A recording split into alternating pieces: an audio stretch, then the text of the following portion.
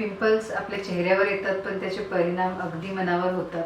तर त्याचे काही वेगवेगळे टाईप्स असतात की नॉन इन्फेक्टिव्ह, इन्फेक्टिव्ह आणि काही सिव्हिअर ॲक्ने असतात. तर जेव्हा आपण नॉन इन्फेक्टिव्ह कॅटेगरी बघतो त्यामध्ये ब्लॅक हेड्स आणि व्हाईट हेड्स हे प्रकार असतात आणि कोमेडॉन्स नावाचा एक प्रकार असतो की ज्याच्यामध्ये ते इन्फेक्शन तयार झाले की ते इन्फेक्टिव्हमध्ये रूपांतरित होऊ शकतात. इन्फेक्टिव्ह पिंपल्समध्ये पॅप्युल्स आणि पुस्ट्युल्स की ज्याच्यामध्ये पस फॉर्मेशन होतं आणि आपल्याला अँटीबायोटिक्सची पण गरज पडते आणि थोडंसं मॅनेजमेंट हे जास्त वेळ करायला लागतं. आणि त्याहीपेक्षा अजून एक सिव्हिअर प्रकार असतो तो म्हणजे सिस्टिक आणि नोड्युलर ॲक्ने की ज्याच्यामध्ये अगदी गाठी तयार होतात. ॲक्नेचा परिणाम म्हणून खड्डे पडणं आणि डाग येणं हे पण होत असतं. तर त्यासाठी आपल्याला एक लोकल क्रीम्स आणि त्याची कारणं शोधून हॉर्मोनल आणि न्यूट्रिशनल मॅनेजमेंट पण करणं गरजेचं असतं.